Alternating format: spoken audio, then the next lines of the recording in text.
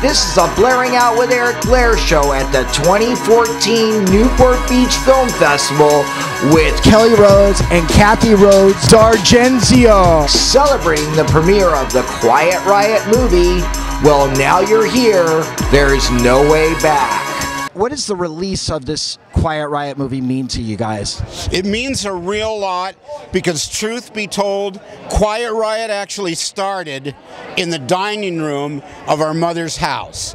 That was the absolute genesis of the band. And this band was Randy's baby, his first baby. And for us to be here 35 or whatever years later, this is fantastic. Yeah. We're overwhelmed and we're proud to be here. Proud to be here to support what Randy started and to see it carry on. Have you guys seen a screener of the film yet, or is this your first time? We've seen it, yes, we've seen it. No, we've seen it, and actually I saw a couple of versions that Regina asked me to look at and furnish my comments. So the thing that we're going to see tonight, I guess, I haven't actually seen the final 105-minute version. Yeah. When I saw it, it was 2 hours long. Were you introduced to footage of Randy that you'd never seen before? No. Say that. No. I think I've probably seen it at one point or another. Yeah. No, I'd have to say that I've seen it. Being Randy Rhodes' brother and sister, at what point did you know that he was the best? That he stood out? You answer that first. You knew he was great from way young. As a matter of fact, my mom told him many years ago, because she's a professional musician herself, and I think when he was about 15, she sat down with him in the kitchen table and said, "Randy, you're going to be great." And he actually even started crying because that meant so much to him for my mom telling him that as a professional musician, that he was destined to do well, to be great. All of the people that I've talked to about Randy, including Lemmy from Motorhead, everybody has the same thing to say about Randy, that he was very humble. Yes. Indeed. Very, very humble and very kind. Yes. I'd like to address the question that you just asked my sister. In 1972, when I was singing in a band called Skull with some crazy people, I got a ride home one day. The bass player drove me home and he said, "Listen to that." And I said, "That is my little brother." And he goes, "That guy is going to be a monster. He is going to be the greatest guitar player that ever lived." And at that time, I'm like, "Does he owe you money? Why would you say that?" I thought my brother was good, but I hadn't realized his full potential yet.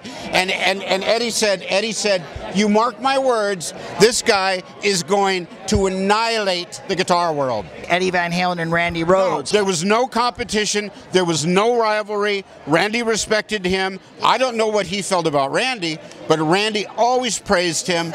We're like apples and oranges. Right. We should respect each other's own talents. He never had any animosity against Eddie Van Halen.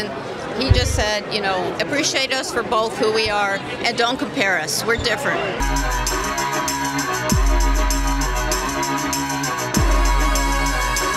Have you guys already heard that? Bob Daisley is a very, very close friend of mine. I speak to him once or twice a week. He has played me a little bit, and what these versions are they're alternate versions. So you've got like Crazy Train with a different bridge, or you've got Suicide Solution with slightly different words. Absolutely amazing that he has this. Think about how old he was.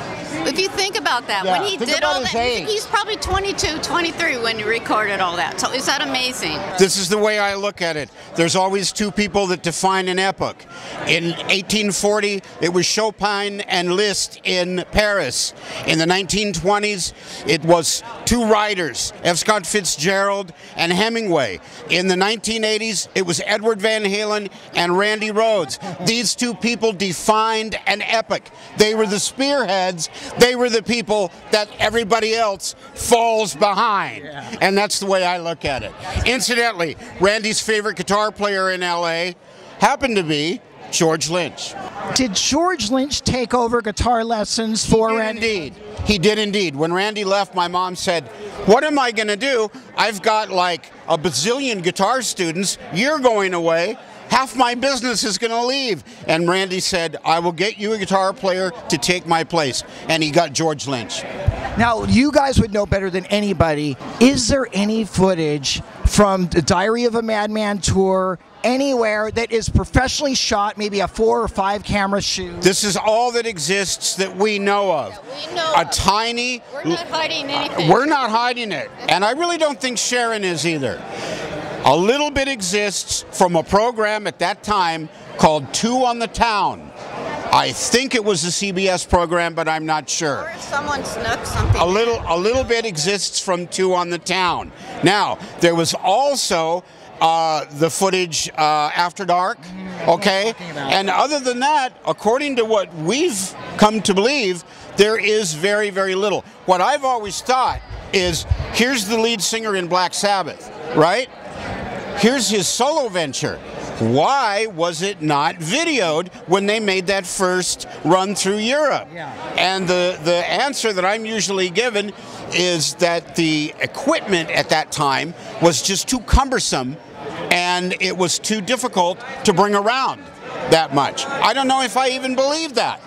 But you know what? It seems for now that's what's going to happen. If somebody's got something in an attic and no one knows about it, when that stuff comes out, that stuff's going to be worth gold. Yeah. It's going to be the diamond standard. We're not hiding anything. Yeah, we're not hiding anything.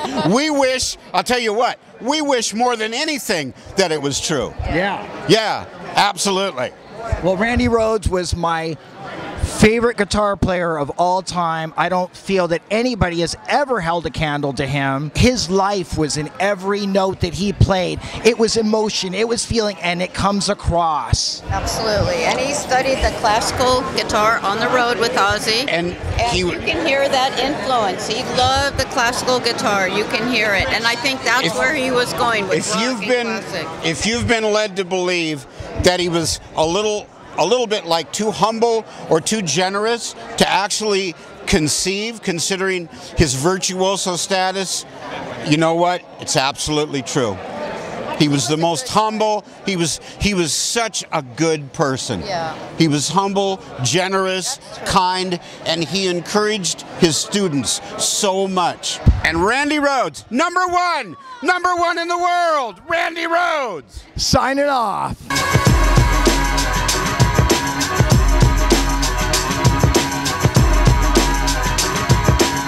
The Blairing Out Show.